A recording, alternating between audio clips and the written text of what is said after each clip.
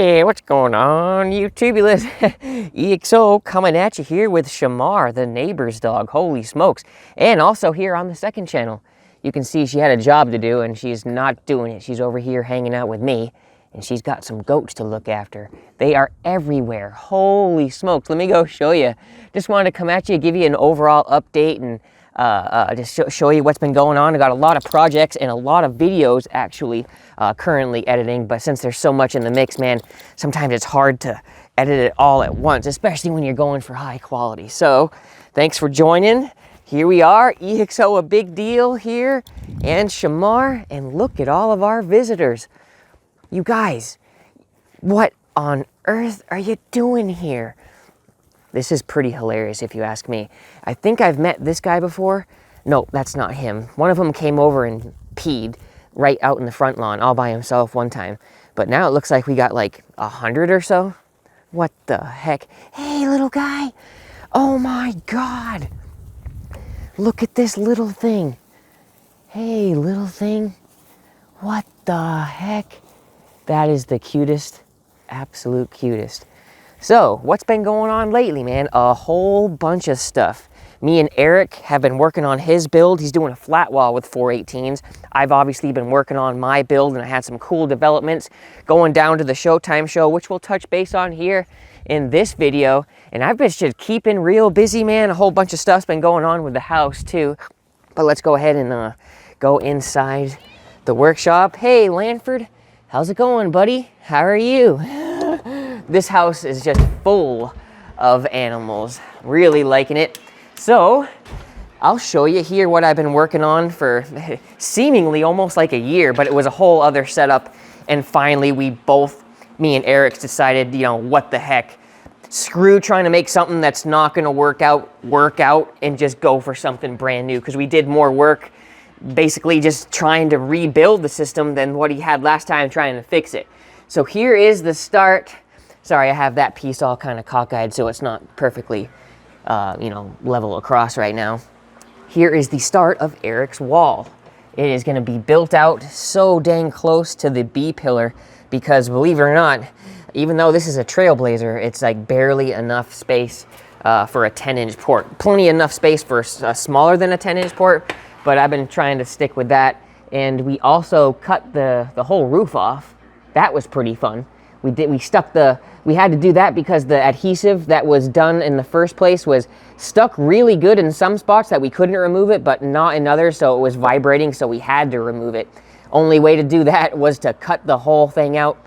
We have some stitch welds going down right now, but that was pretty fun, I'll tell you that right now. Had to get that confidence level up, bringing that that angle grinder up here to truly get that cut down. Very, very nerve-wracking, but we did it, and we'll go ahead and make her ultra baby smooth. You know, these little divots here from, just working and stuff like that will all be body worked and contoured out, be ultra smooth. Hey, and he's been freaking going to town on Eric's poor seat. What do we got? That's all right. It's the name of the game. If you're coming over to EXO's place, getting work done, there's going to be cats everywhere. So yeah, that's pretty fun. Another cool little trick we've been using is some spare baskets to affix in the middle so I can position it all anywhere I want. To be like, okay, is the 18, can they go stacked right here, over here, and I can just move it as one big unit. That's been pretty handy. But yeah, life's been pretty good. Me and Elise are doing well. She just got back from traveling, and man, she's been going through some stuff too, man. Her family and stuff, God love her. I know what it's like to kind of have family go through a lot of health problems, and that's what she's been dealing with. So she's been traveling a lot, visiting friends and all that. PSIs are still, I got one here left because I was just doing testing. The rest of them are completely torn down and ready for reconing. Just waiting for that batch to be done. Our buddy David had a huge snowstorm come through, so as far as getting these in time for the Showtime show, it just wasn't possible. They ended up getting hammered with an ice storm. But I'm not giving up on these things. I love my sound streams. They're classics. I'm keeping them forever regardless. But I'm going one more round with the dual ones, bringing her down to half ohm. I need that extra power. I thought I felt something at my feet. So that'll be really fun. I'm so curious what the SPL numbers will be when we finally get that extra little bit of power. But it does kind of suck being down and out, but that's not a part of the game anymore. Well, technically, I went a little crazy. It kind of still is. But check it out. For the time being, for the Showtime show, man, Sundown stepped up to the plate, and we made it happen. We have 12 of the Xv4s in here. This is just a temporary solution to get me playing because I'm not really sure when the recones will be here, so I don't want to be just sitting without any bass in the meantime. But these things, holy smokes. In fact, it's kind of a funny story. They did so well, they got so loud that I was like, what the heck? How much more do they have left in them? So I was literally blown away. I don't want to say it yet, but they feel louder on certain frequencies. They needed to break in. Obviously, they were barely moving, but on the highs, 40 to 50 hertz, dang, dude, holy smokes. So because of that, I wanted to impress people. I kept wanting to impress people. We had lines, believe it or not, even though it was just a local bass meet, I still had a line of people wanting to hear it. So what does that do? You feel a little bit of pressure. And especially trying out these new Sundowns, I felt like, man, we really gotta see what these things got. But let's go ahead and show you the difference in copper, the difference in voice coils here, because it's quite astounding. And this right here is the XXX Recone from PSI. Obviously, when you're talking stout, this thing's even more stout. Look at the amount of copper on there. So I'm coming from a 4-inch 8-layer coil to this 3-inch taller winding width, of course, and I'm pretty sure it's a 4-layer coil. So I was just astounded that it was pretty much on par volume-wise. So I'm like, you know what has it really got in her? So I started pushing the limits toward like the 5th batch of demos. I would demo for like 30 minutes or so, let it charge up. So by like the 4th or 5th batch, I was really letting them eat because I was just too blown away that like, dude, these things are doing just as good as the other ones. So I ended up having 1, 2, let go. It was during a bass song that was just extremely violent. Let me try to explain what was going on. It was like a, 29 hertz constant bass note, boo, and then there was 40 to 50 hertz kicks in between, like boom, boom, boom, ba boom. So it was like boom, boom, boom, boom, boom. So that was a lot of concentrated oomph, a lot of concentrated power on that last kick during the sine, basically a glorified sine wave on a music, and that's what did it. And it is totally my fault. There is no denying that is nothing but my fault right there. In fact, that's gonna go up on the wall for a trophy. I totally took this thing out and tested its absolute limits, and I guess that's what people like me are for, right? We're gonna take this thing to the max, and that's exactly what we did. This one was even worse. I freaking smashed that dang former so bad that I could barely even get this cartridge out of the gap. And that's just from too much concentrated power in too short amount of time, and it just totally blew through. In fact, there's a good example here. You can always tell, you're always gonna be told on, see right there, that's how you can't really focus in on the GoPro, but right about there is probably where it happened, where it just, boom, concentration central, blowout central, off gassing, smelling like butt, and then totally delammed and just started accordioning big time. That's on me. I am at obviously half ohm on these 6Ks, so I'd venture to say, man, I was probably getting full rated power, if not more, out of those bitches. I'm telling you, it would be interesting to know, which I'm gonna test them. But yeah, I had these, those are dual ones, so I obviously have more power, smaller coils, and it was just as loud. Holy smokes. I can't wait to really get behind the meter and actually see what the results are, because I'm just too interested in all the science not to do that kind of stuff. But in the meantime, we are left with just 2 replacements. Easy peasy. I don't even care.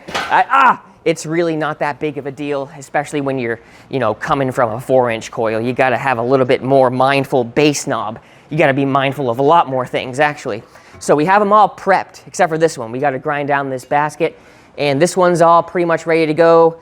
Coils, the gap's covered, so none of the coil's going to get scratchy from the debris that went flying. And pretty much All we gotta do is install these spacers, boom, get our drop-ins, glue them in, and we'll be good to go. But that's where I sit right now, and I'm pretty excited to actually meter this thing. Even though they're technically like a whole different, it's a whole different ball game. This subwoofer is a whole different classification of woofer.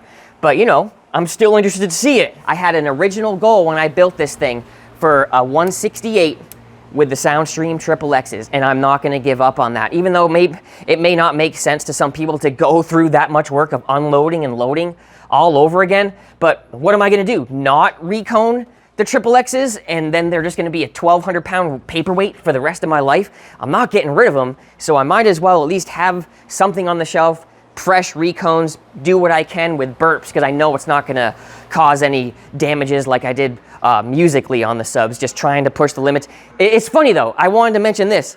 Even on my 4-inch coils on the PSIs, the big beefy boys, I freaking went through 5 all at once, power related, where it just saw too much power too quickly, bubbled out the formers, and started scratching like crazy. So the fact that these Sundowns are basically in the same environment, same thing, with the same person behind the bass knob being a little bit irresponsible because I didn't even think about break-in, that's freaking awesome. I am like pretty happy about that. So stay tuned for more information, testing, all about these, and who knows what the future holds. I'm gonna have something bigger and better in there eventually. But let's go ahead and give you one little thing left on this little build. I can't wait to get this dang build done for Eric. It is gonna be awesome. You don't see very many flat wall builds anymore, and I kinda wanna relive a little bit of my Little Blue era right nowadays. You know what I'm saying? The dust cap is pretty much gonna be centered with his headrest. It's gonna look so cool when he's driving down the road. That's one of the biggest things, is cool factor. It's really impressive to say if you're stopping by a red light and someone just looks over, it's clear as day that something amazing is happening. If you have a band pass, not so much. They can't just stick their head in and look like that as a bystander. So there is something cool to be seeing your hair flying, seeing cones moving in and out when you're just standing right here. You know what I mean? And I know that he's gonna love that. It's still gonna perform really well. And I'm pretty sure it's gonna be louder even still than what we got last time, which we gained like 2.5 decibels doing what we did last time. So yeah, until the next video, guys, I just wanted to give you a quick update. Actually, hey, Lanford, what do you say we go say hello to the goats one more time? Huh? I'm gonna go say goodbye to the goats. But I just wanted to, yeah, throw up a little video here on the second channel, let you guys know I'm still alive. Editing is like, it's like the bane of my existence nowadays because I put too much thought into it. I gotta stop being such a stickler for detail. But overall, I'm pretty happy with how the videos have been coming out. I'm glad you guys are watching them. Oh, looks like, hey, good job, guys. You brought them home? Good job. It looks like the more responsible guys came and got the goats, the true ones. Thanks, guy. Good job. So that looks like we'll have to, oh look, Shamar's coming. Shamar's coming back. Let's go ahead and see if she'll come and sit down with us and say goodbye. So I just want to take, yeah, I keep saying this, so just one-on-one talking with you guys and yeah, just say hello. Here we got Shamar coming back over. Come say goodbye. Dude, she was like, looked like she was dizzy for a second. Come here, sweetheart. Hey, that's right, say goodbye to YouTube for us. You good?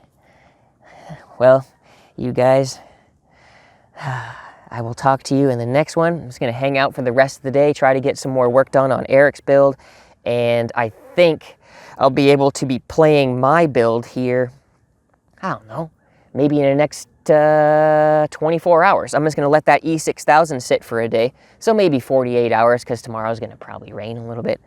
So, until the next one, this is EXO signing out with Shamar. Talk to you guys.